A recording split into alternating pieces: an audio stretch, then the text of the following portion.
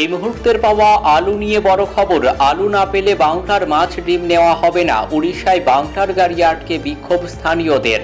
প্রগতিশীল আলু ব্যবসায়ী সমিতির ধর্মঘট উঠলে ও ভিন রাজ্যে আলু রফতানি বন্ধ করা হলে আলুর দাম কমবে বলে মনে করেছিলেন অনেকেই, কিন্তু তেমনটা হলো না।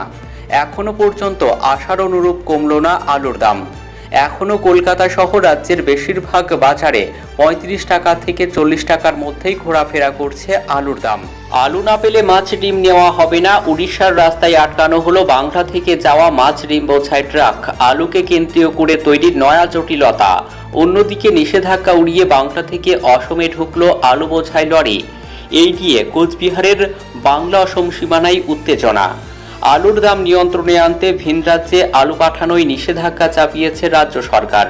এর জেরে বিপাকে পড়েছে পড়শি রাজ্য ওড়িশা। বাংলা থেকে আলু যাচ্ছে না, তাই প্রতিবাদে পথে নেমেছে স্থানীয়রা। উড়িষ্যার কটকে আটকে দেওয়া হচ্ছে বাংলা থেকে যাওয়া মাছ ও ডিম বোঝাই গাড়ি। তাদের সাফ কথা, আলু না পেলে বাংলার মাছ ডিম নেওয়া হবে না। সিদ্ধ থেকে পোস্ত, তরকারি থেকে মাংস, অনেকের বাড়িতেই আলু মাস্ট। সেই আলুরই এখন আকাল উড়িষ্যায়। স্থানীয়দের দাবি, এখন উত্তরপ্রদেশ থেকে আলু আসছে উড়িষ্যায়। বাংলার নিষেধাজ্ঞার জেরে উড়িষ্যায় আলুর দাম অনেক বেড়ে গিয়েছে। খুচরো বাজারে আলু প্রতি কেজি ৭০ টাকায় বিক্রি হচ্ছে। প্রতিবাদে কটকের ১৬ নম্বর জাতীয় সড়কে আটকে দেওয়া হয় বাংলা থেকে যাওয়া মাছ ও ডিম বোঝাই গাড়ি। শুক্রবার সকালে উড়িষ্যার রাস্তায় বিক্ষোভ, আর রাতে উড়িষ্যা পাচারের পথে বাংলায় উদ্ধার ৭০ বস্তা আলু।